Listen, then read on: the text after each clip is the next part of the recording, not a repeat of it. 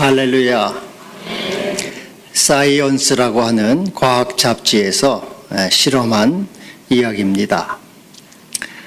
건강한 사람 한 20명 정도 하고 우울증을 앓는 사람 20명 정도 한 40명을 대상으로 실험을 했습니다. 사람들 앞에 상자를 10개를 이렇게 갖다 놓는 거예요. 그래서 그 상자 안에는 황금이 들어있거나 황금이 상자가 10개인데 황금이 9개 들어있고 악마가 하나 들어있습니다. 그래서 그 상자를 열 때마다 황금이 나오면은 $100, 10만 원을 줍니다. 또 두 번째 열었는데 황금이면은 $200, 20만 원을 줘요. 근데 이 악마가 어디에 있는지는 모릅니다.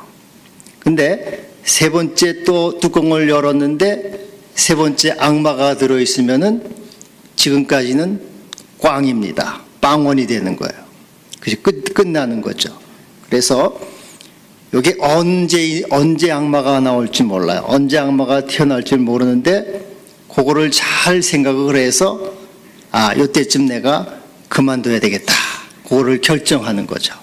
그래서 첫 번째, 두 번째, 세 번째까지 하고 그만둘 건지, 네 번째 악마가 나오면 안 되니까 그거를 이제 결정하는 겁니다. 근데 그런 것인데 이해하셨죠? 이제 재미있는 결과가 나왔습니다. 이 우울증을 앓는 사람은 이제 이렇게 상금이 쌓여가다가 악마가 나오면은 다 잃게 되잖아요. 그러면은 굉장히 억울해합니다. 우울증을 앓는 사람은 굉장히 억울해하고 후회하고 자책을 합니다. 내가 너무 욕심을 부렸구나. 세 번째에서 중단해야 되는데 $300라도 챙겨야 되는데 참 바보 같은 놈아, 병신아 하고 자기를 자책하고 후회를 많이 합니다. 그런데 건강한 사람은 그럴 수도 있지 내 마음대로 다 되나 하고 쿨하게 포기합니다. 자기를 자책하지 않아요. 그러니까는 이 우울증을 앓는 사람은 잘 포기를 못합니다. 포기하는 힘이 없어요. 집착합니다. 가지려고 집착하고 후회를 해서 불행해져요. 근데 건강한 사람은 쿨합니다. 없으면 그만이지 하고 집착하지 않아요. 그래서 마음에 편안합니다. 이 과학 잡지에서 얻은 결론은 포기하는 것도 능력이다. 포기하는 것도 능력이다. 포기할 때 우리는 평안합니다. 마음의 쉼을 얻습니다. 집착할수록 괴로워요. 오늘 이 말씀은 포기에 관한 말씀을 오늘 우리에게 주고 있습니다. 하나님이 아브라함을 시험하셨습니다. 이 시험은 무슨 시험입니까? 포기에 관한 시험이죠. 항복하라고 하는 시험입니다. 내 아들, 내 사랑하는 독자 이삭을 번제로 드리라. 하나님이 말씀하시죠. 참 경천동지할 사건입니다. 100세 얻은 아들, 사랑하는 독자를 번제로 드리라고 하는 것은 감당하기 어려운 시험이죠. 그래서 아브라함은 이 큰 시험, 도전에 직면하고 있습니다. 하나님 말씀에 순종하여 이삭을 제물로 바쳐야 하는가? 하나님 말씀에 불순종하여 아들 이삭에게 집착할 것인가? 하나님 말씀을 포기할 것인가? 아들을 포기할 것인가? 하나님 창조주 하나님 사랑을 포기할 것인가? 피조물 사랑을 포기할 것인가? 이 포기, 결단 앞에 지금 서 있는 것이죠. 이것은 위대한 결단이라고 볼 수가 있습니다. 근데 여기서 우리가 하나 알아야 될 것은 시험하셨다고 할 때 시험은 템프테이션, 유혹으로서의 시험은 아닙니다. 우리를 파멸하고 망하게 하려고 하는 시험이 아니고 이것은 테스트, 훈련시키고 연단시키고 더 당금질해서 우리를 온전하게 하고 복을 주시려고 하는 시험입니다. 이로 인해서 우리로 하여금 칭찬과 영광과 존귀를 얻게 하려고 하는 하나님의 사랑의 시험이죠. 너희 믿음의 확실함은 불로 연단하여도 없어질 금보다 더 귀하여 예수 그리스도께서 나타나실 때 칭찬과 영광과 존귀를 얻게 하려 함이라. 하나님이 우리를 시험하시는 것은 우리를 사랑하셔서 우리를 연단하시고 정금 같은 믿음을 주시고 우리에게 존귀함을 주시고 풍성케 하시고 우리를 영광스럽게 하려는 선한 목적에서 나오는 것입니다. 여러분, 그러므로 하나님의 시험에 대해서 우리는 언제나 감사하고 하나님이 나에게 무슨 복을 주시려고 또 시험하시나, 하나님이 너 나에게 무슨 은혜를 주시려고 이렇게 시험하시나 기대하시기를 바랍니다. 하나님은 늘 좋으신 분이니까 좋은 것을 주셔요. 저 사람은 좋은 사람이니 좋은 소식을 가져오는도다. 좋은 사람은 좋은 소식을 가져오는 것처럼 하나님은 좋으신 분이기 때문에 좋은 일을 우리에게 가져오시는 것이죠. 시험의 내용은 뭡니까? 사랑하는 독자 이삭을 번제로 드리라. 번제가 뭡니까? 번제는 잡아서 죽인 다음에 그것을 각을 뜨는 거예요. 여러분, 각을 뜬다는 것은 회를 뜨는 거 알죠? 회를 다 뜨잖아요. 회를 뜨듯이 사람을 죽여서 다 내장을 끄집어내고 팔다리를 자르고 다 해부하는 겁니다. 다 해부를 해서 하나님께 드린 다음에는 그것을 태워서 온전히 바치는 거죠. 얼마나 이것은 끔찍한 일입니까? 옛날에는 인신 제물이 있었어요. 옛날 시대에. 그래서 자기 사람을 제물로 드리는데 이것은 사실 살인과 같은 것이죠. 사람을 죽이니까 살인 아니겠습니까? 근데 창세기 9장 5절에 보면요, 모세율법이 나오기 전에 하나님이 살인을 금지하셨습니다. 창세기 9장 6절, 사람이 다른 사람의 피를 흘리면 그 사람의 피도 흘릴 것이니 이는 하나님이 자기 형상대로 사람을 지으셨음이니라. 하나님이 살인을 금지하셨거든요. 근데 아들을 죽이라고 하는 것은 살인하는 것이니까 하나님의 자신의 말씀과는 조화가 되지 않습니다. 하나님의 말씀에 맞지를 않는 것이죠.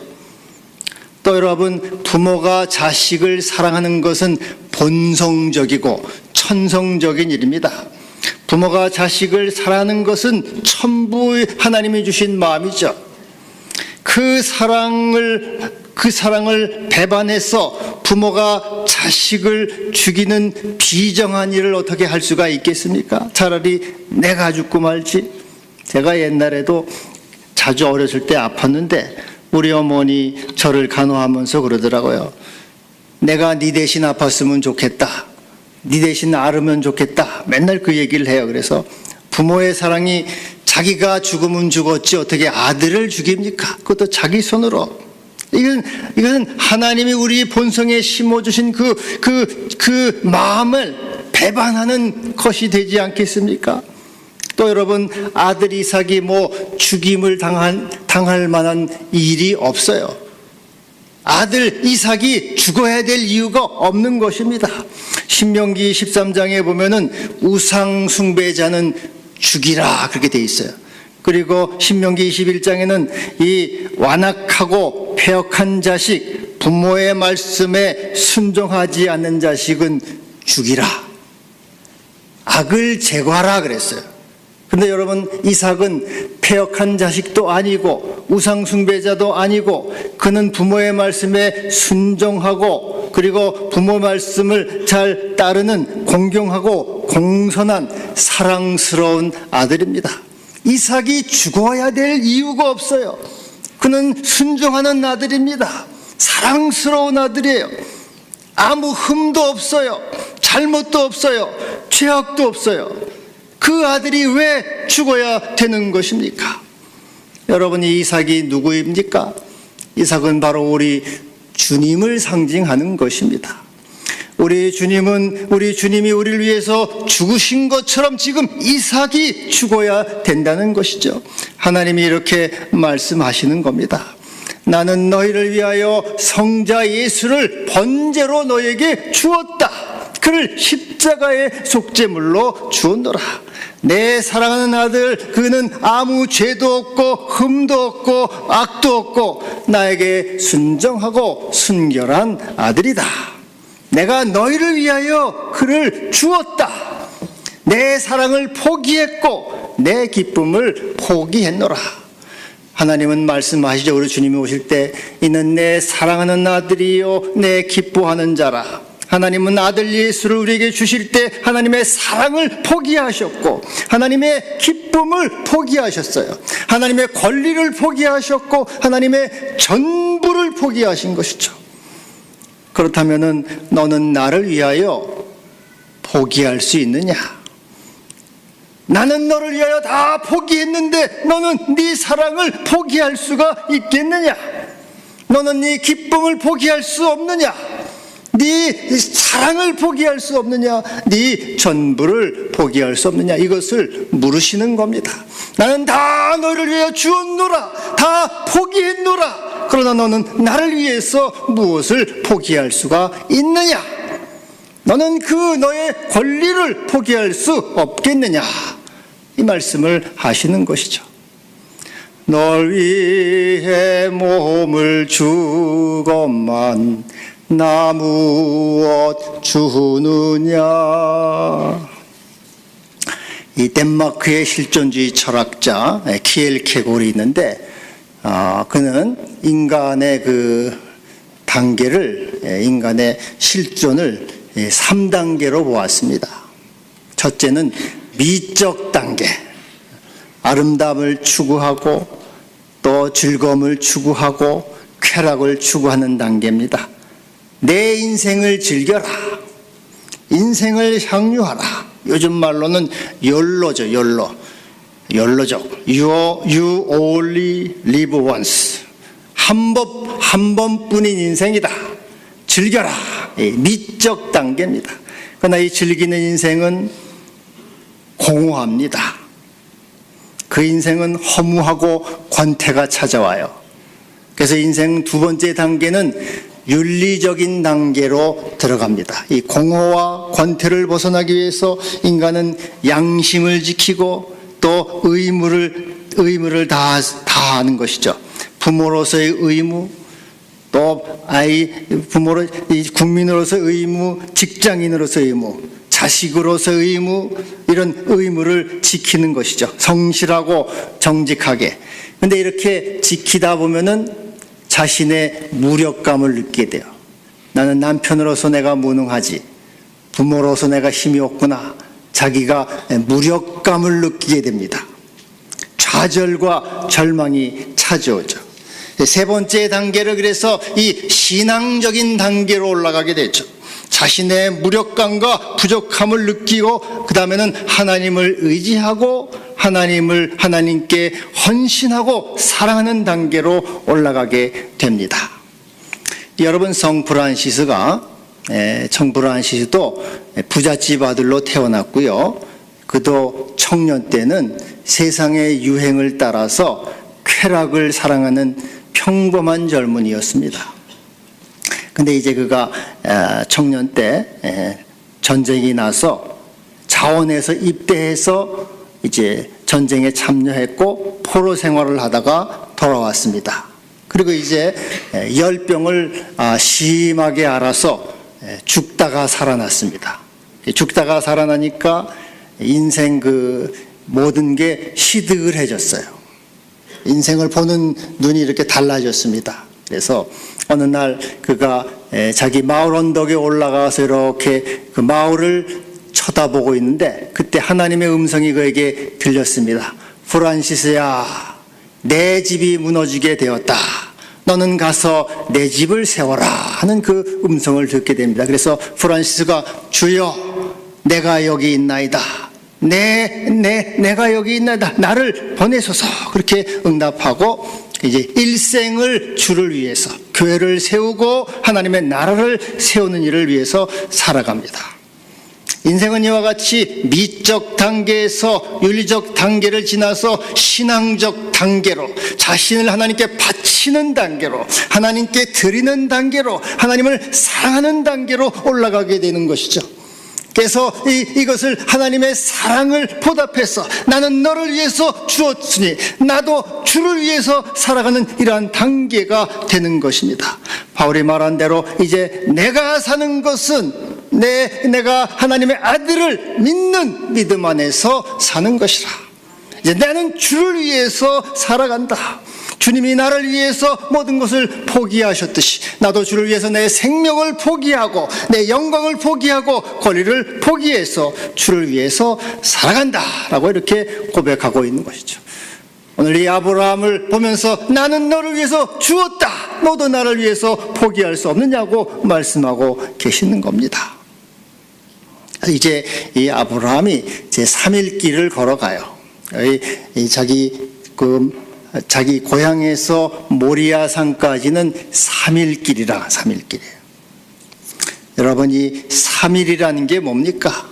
3일은 극심한 갈등과 그리고 이것은 이 고통의 시간이죠. 심리적으로 극심한, 얼마나 이거 수없이 죽었다 살았다 반복했을 것이에요.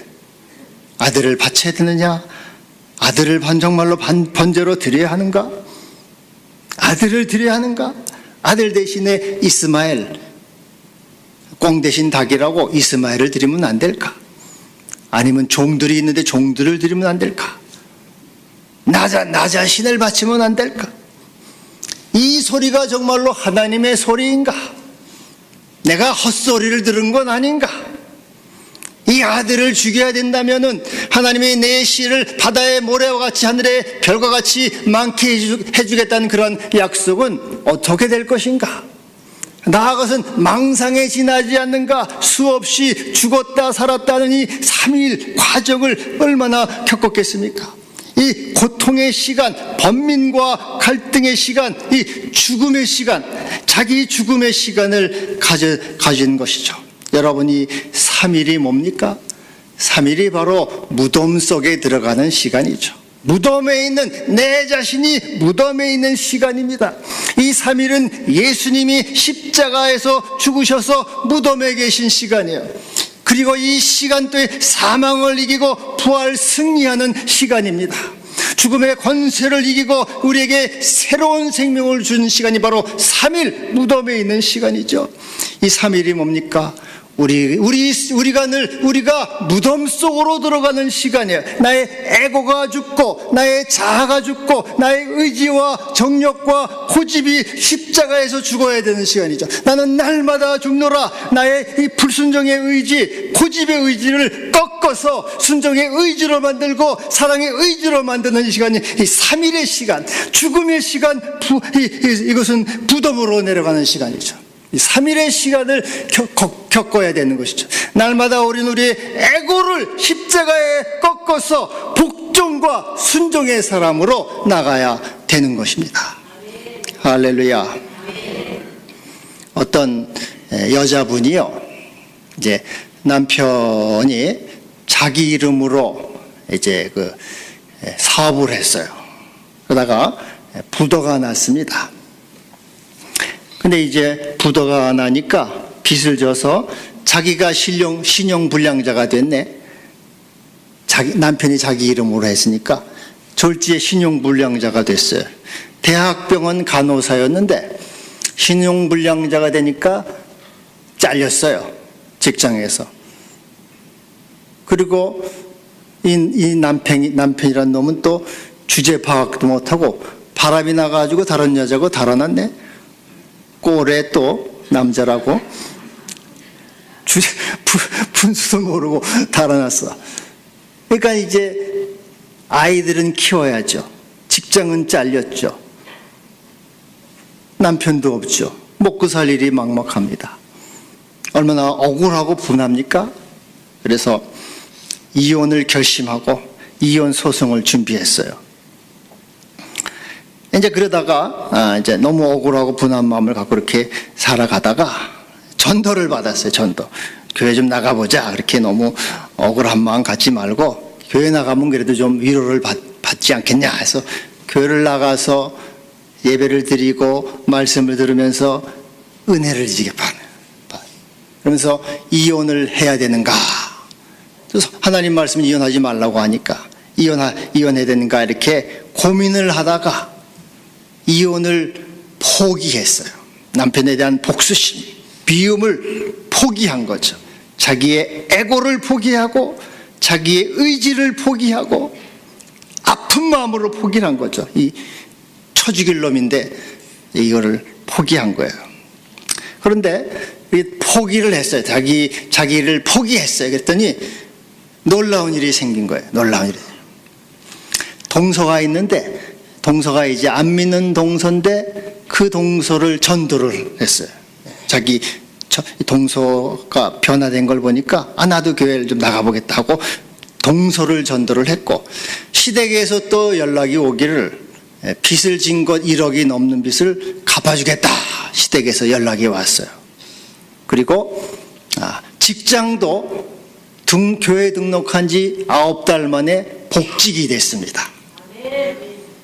포기했더니 축복이 왔어요. 나는 날마다 죽노라. 여러분, 이렇게 우리가 죽을 때, 그래서 우리 주님 말씀, 원수 갚는 것이 내게 있으니까 내게 맡기라 그랬어요. 이 3일의 길은 내가 죽는 기간이에요. 내가 우리 주님이 무덤 속에 들어가신 것처럼 내가 죽을 때 살아나게 되는 것이에요. 내 의지가 죽을 때 새로운 성령의 의지로 태어나게 되는 것이죠. 내 정욕과 내 고집과 불순종의 의지를 무덤 속에 내려보낼 때 하나님께 새로운 성령과 말씀과 기쁨과 은총으로 다시 살아나게 하는 생명의 의지를 주시는 것이 바로 이 3일의 기간이죠. 이어에 바울은 아브라함은 거기서 죽은 거예요. 죽은 거.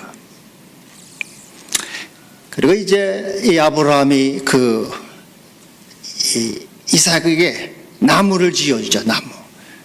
번제나무를 가져다가 이삭에게 이제 지어주고 올라갑니다. 이제 죽었으니까 뭐만 남았으니까 순종만이 남았어요. 내 의지가 죽었어요.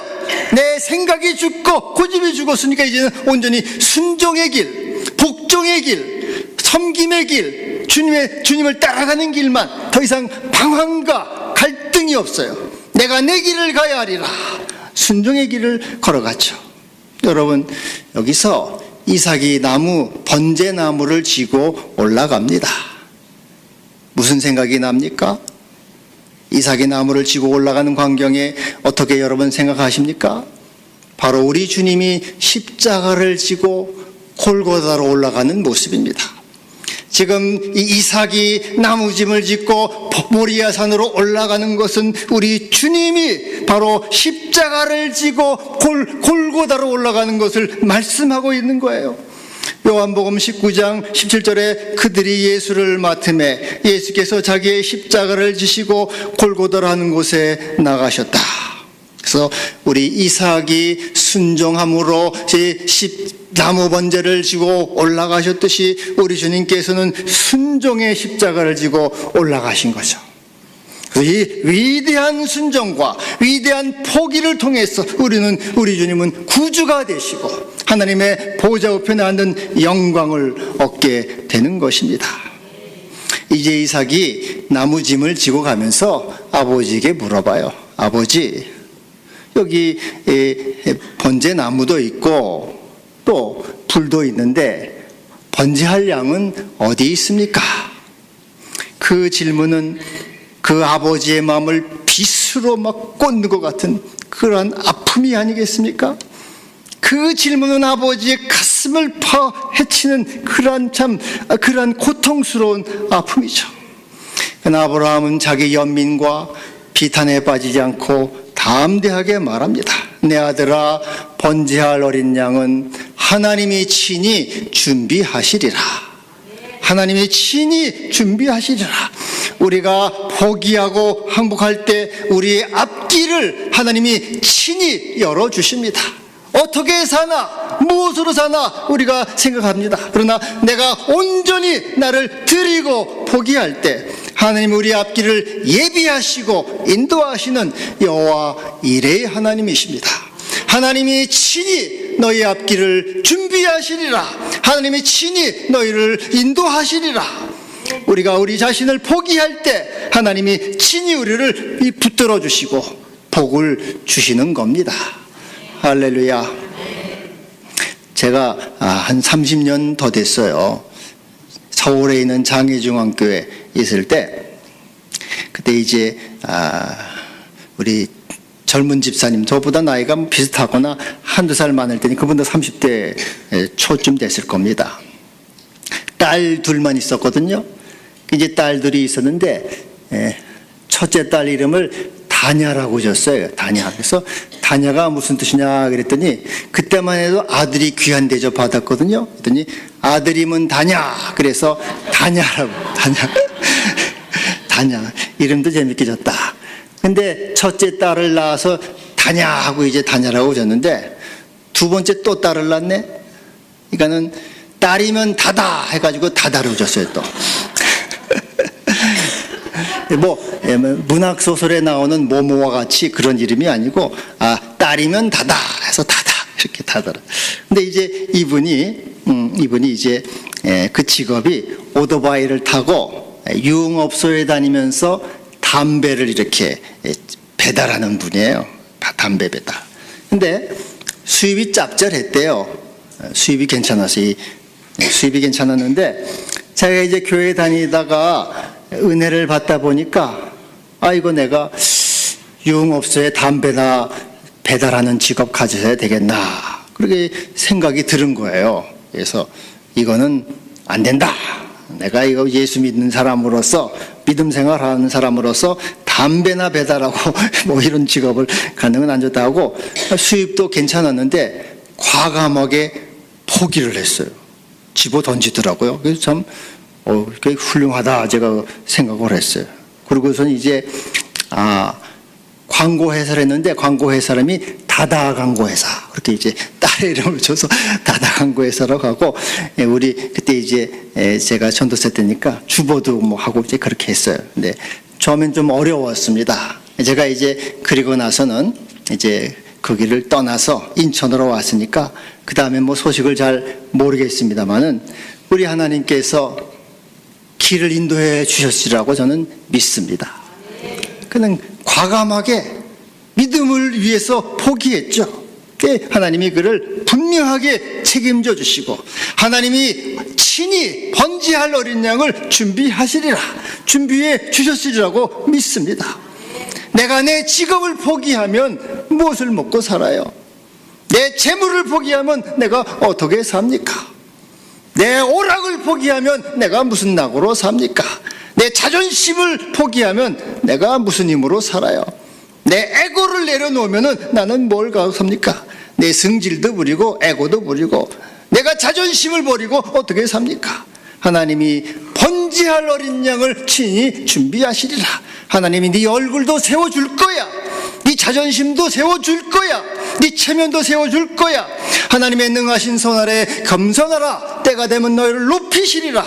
하나님이 번제할 어린 양을 채워주십니다. 내가 내 자존심을 내려놓고 에고를 내려놓고 내 의지를 내려놓아도 하나님은 반드시 우리를 다시 세워서 영광스럽게 하고 복되게 하고 은혜를 주시는 것입니다. 칭찬과 영광과 존귀를 얻게 하시는 주님이십니다.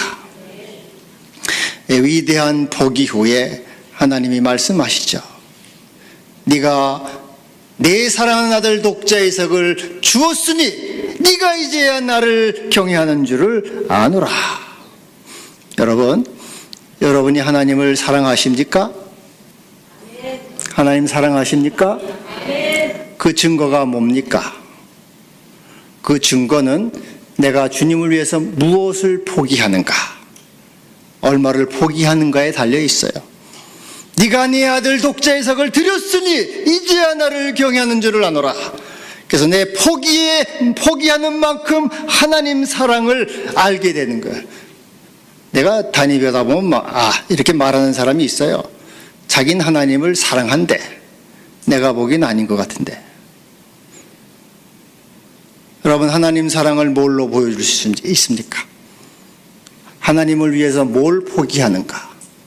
그게 자기 하나님 사랑을 보여줄 수 있는 길이에요. 여러분, 부모 사랑을 뭘로 보여줄 수 있어요? 부모님을 위해서 내가 뭘 포기하는가? 생활비를 얼마나 드리는가? 그게 여러분 증거물이에요. 내가 아내를 얼마나 사랑하는가? 남편들이요, 아내를 얼마나 사랑하십니까?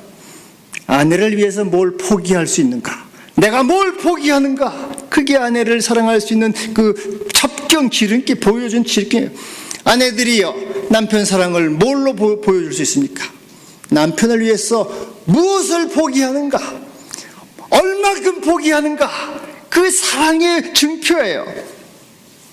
여러분, 교회를 사랑하십니까? 주의 몸된 교회를 사랑하십니까? 이 몸된 교회를 사랑하는 그 표징이 뭡니까? 이 교회를 위해서 내가 무엇을 포기할 수 있는가? 얼마큼 포기할 수 있는가? 그게 이 사랑의 증표요, 표징이에요. 네가 네 아들 독자 이삭을 나에게 드렸으니 이제야 나를 경외하는 줄을 내가 아노라. 그래서 포기는 사랑과 정비례예요. 정비례. 하나도 포기하지 않고 사랑한다. 그건 새빨간 거짓말이죠. 주의 말씀하시죠. 네가 내 독자 이삭이라도 나에게 드렸으니 네가 이제 하나님 경외한 줄을 아노라. 하면서 축복하시죠. 네 씨가 하늘의 별과 같이 땅의 모래와 같이 많게 하고 네가 대적의 문을 얻을 것이고 천하만민이 내 씨로 인하여 복을 받으리라. 복의 근원이 된다. 위대한 포기의 위대한 축복의 말씀을 하고 계십니다. 여러분, 오늘은 사순절 넷째 주일입니다. 오늘은 이 사순절은 포기와 항복을 연습하는 기간이에요. 하나님은 우리를 위해서 하나님의 사랑이요 기쁨인 독생성자 예수님을 포기하셨습니다. 예수님도 하나님의 명령에 온전히 순종함으로 자신의 의지와 영광을 포기하셨습니다. 아브라함도 이 사랑에 감동하여 자신의 영광과 사랑과 기쁨을 포기했습니다. 바울은 나는 날마다 죽노라고 말씀했습니다. 나의 무엇이 죽어야 하겠습니까? 나의 무엇이 포기되어야 하겠습니까? 포기할 때 엄청난 축복의 말씀을 주십니다. 위대한 포기에 위대한 축복이 있음을 기억하시기를 바랍니다. 기도합시다. 주여, 감사합니다. 우리를 위해서 구주를 주시고 하나님의 사랑과 기쁨을 포기하셨습니다. 우리도 주를 위해서 무엇을 포기할 것인가를 깊이 생각하고 주의 사랑에 보답해 살아가는 우리가 되게 하여 주옵소서. 이후에 하나님의 위대한 축복이 있음을 기억하게 하여 주옵소서. 예수님의 이름으로 기도하옵나이다. 아멘.